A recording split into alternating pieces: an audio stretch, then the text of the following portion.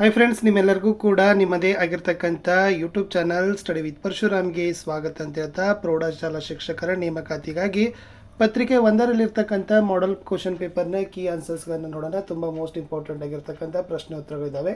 So already department ಅವರು ಕೊಟ್ಟಿರ್ತಕ್ಕಂಥ ಒಂದು ಪ್ಯಾಟ್ರನ್ ಅರ್ಥ ಮಾಡ್ಕೊಂಡ್ರೆ ಖಂಡಿತವಾಗಿ ನೀವುಗಳು ರಿಕ್ರೂಟ್ಮೆಂಟ್ ಎಕ್ಸಾಮನ್ನು ಕ್ರ್ಯಾಕ್ ಮಾಡ್ಬೋದು.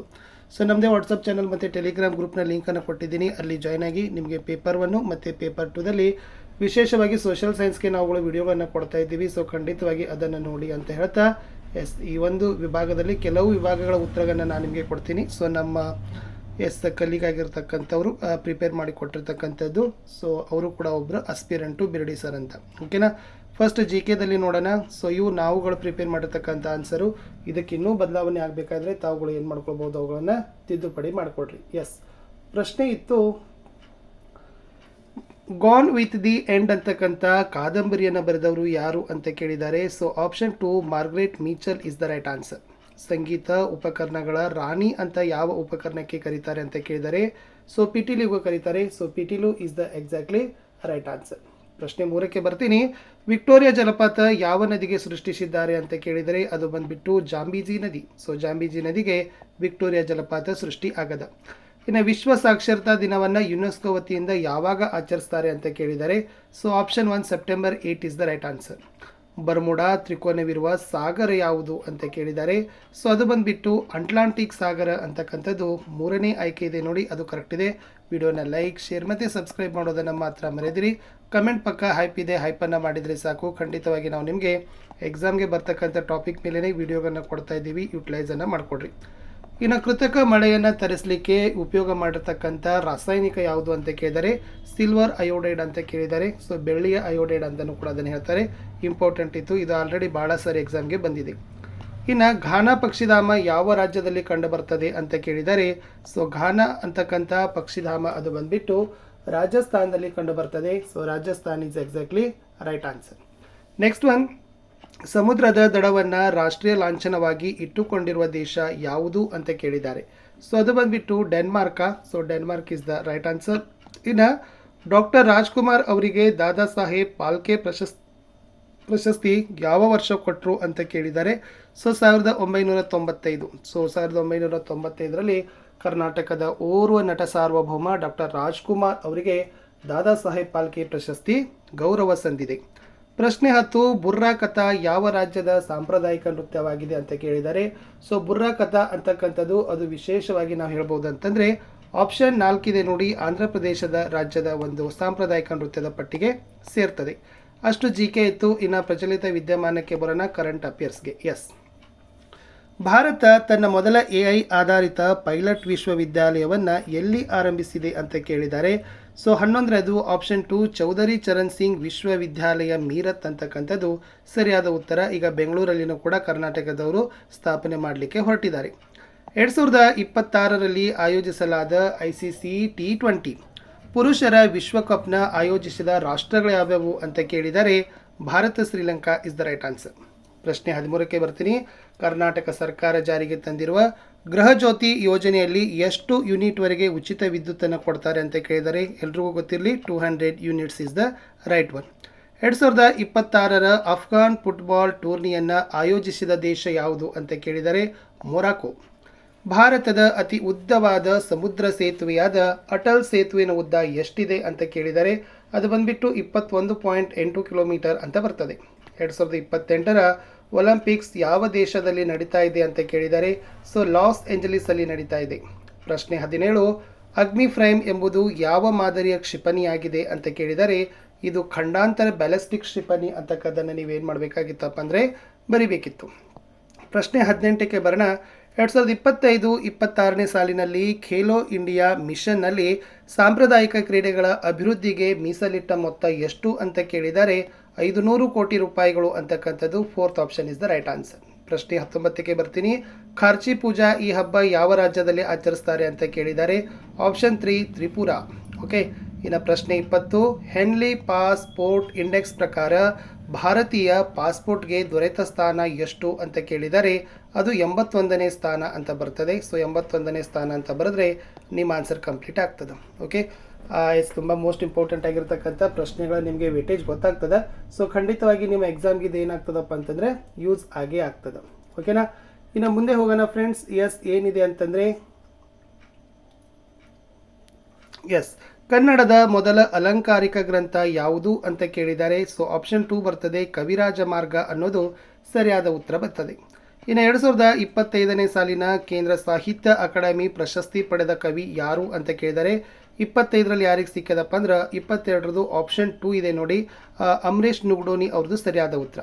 ಇನ್ನು ಜೋಡು ನುಡಿ ಪದಕ್ಕೆ ಉದಾಹರಣೆ ಯಾವುದು ಅಂತ ಕೇಳಿದರೆ ಸತಿಪತಿ ಅನ್ನೋದು ಜೋಡು ನುಡಿ ಇದೆ. ಇನ್ನು ಚತುರ್ಥಿ ವಿಭಕ್ತಿಯ ಕಾರಕಾರ್ಥ ಯಾವುದು ಅಂತ ಕೇಳಿದರೆ ಅದು ಸಂಪ್ರದಾನ ಬರಬೇಕು. ಮೇಲ್ವಾತು ಪದದಲ್ಲಿರುವ ಸಂಧಿ ಅಂತ ಕೇಳಿದರೆ ಆಪ್ಷನ್ 4 ಆದೇಶ ಸಂಧಿ ಇಸ್ ದ ರೈಟ್ ಆನ್ಸರ್. 26ಕ್ಕೆ ಬರೋಣ. ತುದಿ ಮೂಗು ಈ ಪದದಲ್ಲಾಗಿರುವ ಸಮಾಸ ಯಾವುದು ಅಂತ ಕೇಳಿದ್ದಾರೆ. ಸೊ ತುದಿ ಮೂಗು ಅಂತಕ್ಕಂಥದ್ದು ಈ ಸಮಾಸ ಅಂಶಿ ಸಮಾಸ. ಹೊಂಚು ಹಾಕು ನುಡಿಗಟ್ಟಿನ ಅರ್ಥ ಕೇಳಿದರೆ 27ರಲ್ಲಿ ಸಮಯ ಸಾಧಿಸು. ಇನ್ನು ರಾಷ್ಟ್ರಕವಿ ಎಂಬ ಹೆಗ್ಗಳಿಕೆಗೆ ಪಾತ್ರ ರಾಗದವರು ಅಂತ ಕೇಳಿದ್ದಾರೆ. 28ರಲ್ಲಿ ಪಾತ್ರ ರಾಗದವರು ಅಂತ ಇದೆ. ಸೊ ಎಸ್ ಓಕೆ, ನೀವೇನು ಮಾಡಬೇಕಾಗಿತ್ತಪ್ಪ ಅಂತಂದರೆ ಕುವೆಂಪು ಅವರಿಗಿರ್ಬೋದು, M Govinda Pai, Da Ra Bendre, G S Shivarudrappa is the right one. ಮರನೇರಿದ ಮರ್ಕಟನಂತೆ ಈ ವಾಕ್ಯದಲ್ಲಿರುವ ಅಲಂಕಾರ ಯಾವುದು ಅಂತ ಕೇಳಿದರೆ 29 ಅಂತೆ ಇದೆ, ಉಪಮಾಲಂಕಾರ ಬರ್ತದೆ.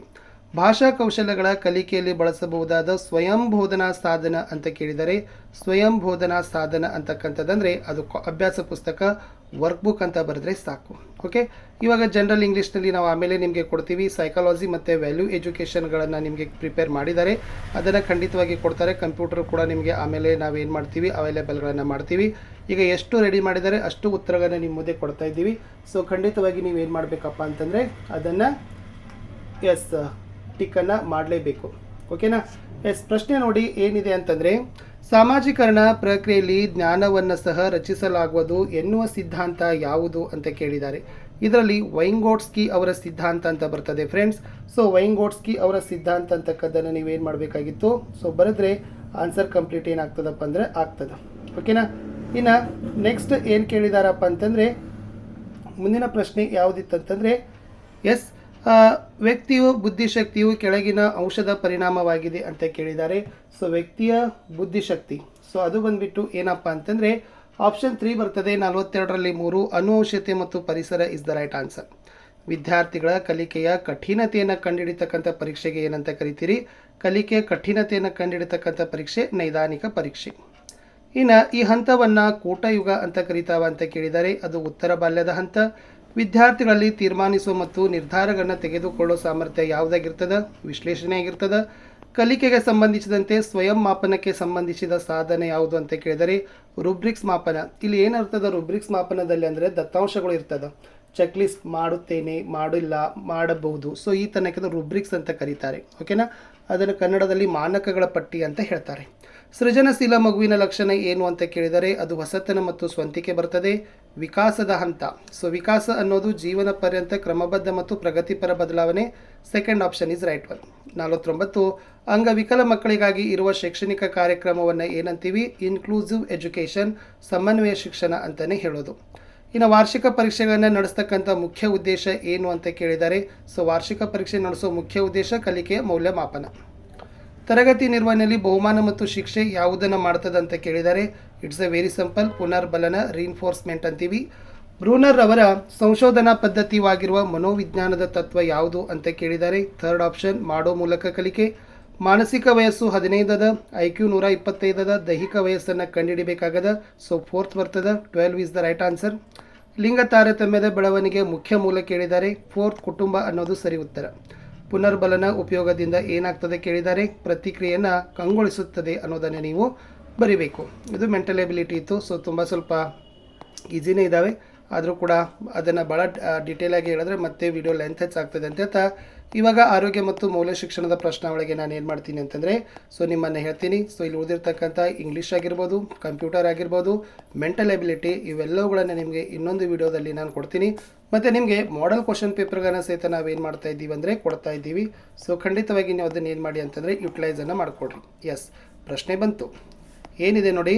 ಒಂದು ಜ್ಞಾನ ಸಂಕಲನ ಮತ್ತು ಅದನ್ನು ಕಾರ್ಯಗತಗೊಳಿಸುವುದೇ ಆರೋಗ್ಯ ಶಿಕ್ಷಣ. ಈ ಹೇಳಿಕೆ ಯಾರದ್ದು ಅಂತ ಕೇಳಿದರೆ ಥಾಮಸ್ ವುಡ್. ರೈಸ್ ಮತ್ತು MIC ಅಂದರೆ RIC ಮತ್ತು MIC ಚಿಕಿತ್ಸೆ ಯಾವುದಕ್ಕೆ ಕೊಡ್ತಾರೆ ಅಂತ ಕೇಳಿದರೆ ಉಳುಕು ಅಂತ ಇದೆ. ಇನ್ನು ಕಾಲರಾ ರೋಗಕ್ಕೆ ಕಾರಣವಾದ ರೋಗಾಣು ವಿಬ್ರಿಯೋ ಕಾಲರಾ ಆದರೆ ಕ್ಷಯ ರೋಗಕ್ಕೆ ಕಾರಣವಾದ ರೋಗಾಣು ಯಾವುದು ಕೇಳಿದರೆ ಎಸ್ ಮೈಕ್ರೋಬ್ಯಾಕ್ಟೀರಿಯಂ ಟ್ಯೂಬರ್ಕೋಸಿಸ್, ಅದನ್ನೇ TB ಅಂತ ಕರೆಯೋದು. ಓಕೆ, ಕೀಲುಗಳನ್ನು ಭದ್ರಗೊಳಿಸಲು ಹಾಗೂ ಒತ್ತಡ ನಿಯಂತ್ರಿಸಲು ಉಪಯೋಗಿಸುವ ಬ್ಯಾಂಡೇಜ್ ಯಾವುದಾಗಿರ್ತದೆ ಅಂತ ಕೇಳಿದ್ದಾರೆ, ಅದು ಇಲಾಸ್ಟಿಕ್ ಕ್ರೇಪ್ ಬ್ಯಾಂಡೇಜ್ ಅಂತ ಹೇಳಿದ್ದಾರೆ. ಇನ್ನು 90ರಲ್ಲಿ ಇವು ಸಕಾರಾತ್ಮಕ ಭಾವನೆಗಳಿದ್ದಾವೆ ಅಂತ ಕೇಳಿದ್ದಾರೆ. ವೆರಿ ಈಸಿ, ಪ್ರೀತಿ, ಸಂತೋಷ ಮತ್ತು ಪ್ರಶಂಸೆ. ಇವುಗಳಲ್ಲಿ ಯಾವ ಹೊಂದಾಣಿಕೆ ತಪ್ಪಾಗಿದೆ ಅಂತ ಕೇಳಿದರೆ 4th ಒನ್, ಡಯೋಲಸ್ಟಿಕ್ ಮೌಲ್ಯ ಹೃದಯ ಸಂಕೋಚನೆಯಾದಾಗ ರಕ್ತ ದೇಹದಲ್ಲಿ ಎಷ್ಟು ಜೋರಾಗಿ ಚಲಿಸ್ತದೆ ಎಂಬುದನ್ನು ಸೂಚಿಸ್ತದೆ.